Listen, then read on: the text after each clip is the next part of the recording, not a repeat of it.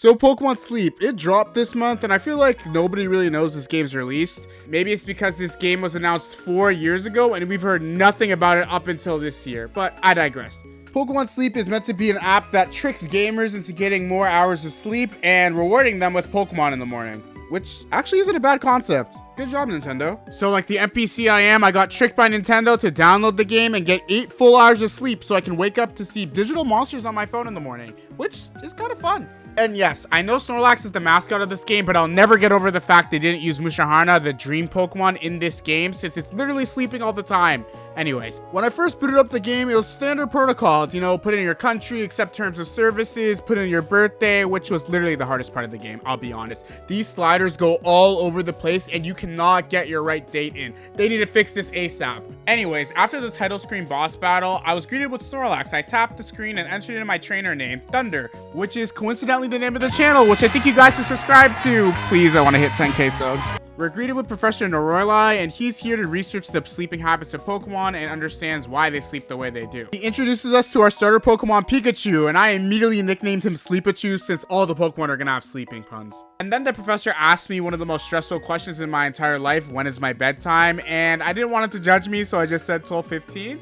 The game then lets me know I have to have my phone plugged in and on my bed if they wanted to track my sleep, which is a little bit of a safety hazard, but whatever, it's Pokemon. I know you can also link the Pokemon Go devices to this game to track your sleeping patterns, but I don't have time for that.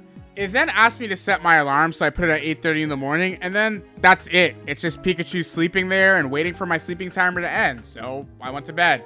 I woke up the next morning excited to check my sleep report, and it didn't track properly. It said I only slept for an hour and 45 minutes. It did give me a cool chart for my sleeping patterns though. It said it took me 40 minutes to fall asleep, 13 minutes of dozing time, 16 minutes of snoozing time, and an hour of 16 of slumbering time, which I guess is cool. After the game recognizes your sleeping style, it assigns you a Pokemon type, and I got the slumbering type, which makes me more prone to finding slumbering Pokemon, which are water and ground types. Every night you sleep, you give Snorlax a certain amount of drowsy power, which helps spawn Pokemon around Snorlax, and I got 840,000 drowsy power. When I looked around Snorlax's body, I found my first Pokemon, and it's a sleeping Squirtle in his shell, which is actually kind of cute, and I love the art for this game. And then right beside Squirtle, I almost missed this Pokemon, but it's a Geodude. He literally looks like a rock here, but I also caught him too. And then to the far left, I found the cutest Pokemon yet, a baby Larvitar sleeping. So obviously I took a picture of it too, and added it to my Pokedex. The game then told me it was snack time, and basically you have to give these sleeping Pokemon snacks so they fully are on your team and not just hanging around your Snorlax. So I gave Squirtle the normal biscuits and the Great Ball biscuits to fully tame him. And his name can be Snorzel. The professor then let me know that there's different islands I can set my sleeping spawn point to alter the Pokemon that spawn around me, but I decided to just stay at the normal island.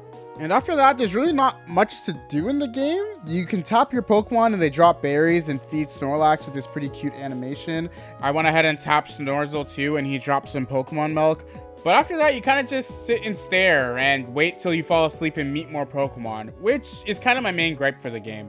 It is a super cool concept to passively have this game playing in the background, but really there's not that much in-game content besides just opening it up, feeding your Pokemon, giving them points to evolve, and just admiring them.